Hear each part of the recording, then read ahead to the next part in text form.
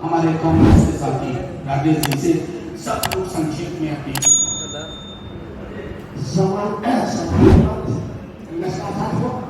अपने आप को आदरणीय मनोज झा से संबद्ध करते हुए संक्षिप्त में मैं छोटा सा, चूंकि बिहार की चिंता हमें भी है, आपको भी है, कभी कभी नीतीश जी को भी होती थी बिहार आएंगे तो बिहार के विकास में हो सकता है मोदी जी भी आंसू बहाएं।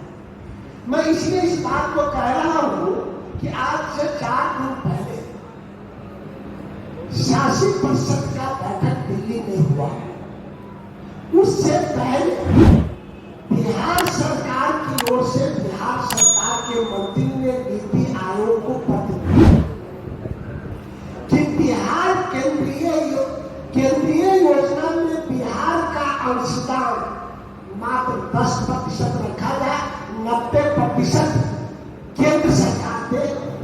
चूंकि पहले भी 75% से लेकर 90% तक अंशदान भारत सरकार देती थी, लेकिन वर्तमान सरकार ने 60-40 कर दिया है। अब कई योजनाओं में तो 50-50 कर दिया, जिसके कारण 21 विभाग जो भारत सरकार से सीधा संबंध रखता है उसका कार्य अधूरा है।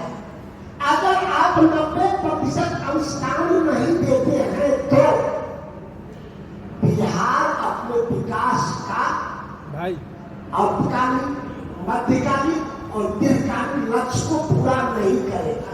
ये पत्र लिखे, लेकिन मुख्यमंत्री जी पत्र तो लिखे, दिल्ली में रहकर उस बैठक में नहीं गए। क्या मतलब है?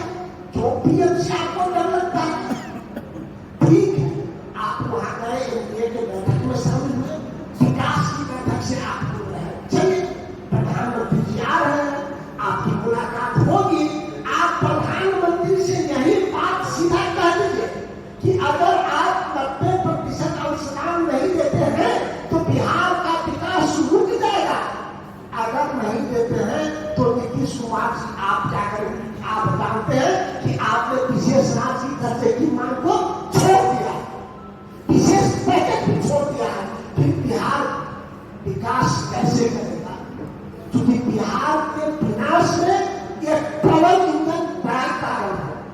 नरेंद्र मोदी जी आते हैं, बड़ी बड़ी बात करते हैं, सिर्फ उतना ही 5 और छोटे छोटे सवाल है कि नरेंद्र मोदी जी इससे पहले आप आए थे, जितनी योजनाओं की घोषणा की थी, 1.25 लाख करोड़ की बोली लगाई थी, क्या वो सब पैसे ध्यान रखते थे?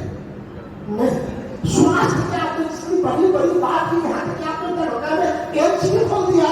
हो सकता है उसमें मंगल पांडे का इलाज हुआ हो, बाकी का इलाज बहुत तक नहीं हुआ है। आप उद्योग के बारे में बोले थे कि जब भारत में चीनी से चीनी बनेगी हम उसे चाय पिएंगे। कौन सा चीनी से आप चाय पढ़ाई के बारे में आपने देखा इस कतार में लोग बच्चे लगे हुए बाहर जाने को। किसानों की आज भूमि की बात तो आप किए थे, कहाँ? सबको पक्का की मकान किया है, कहाँ? दलितों पे अत्याचार को प्रबंध सरकार में बढ़ गई है।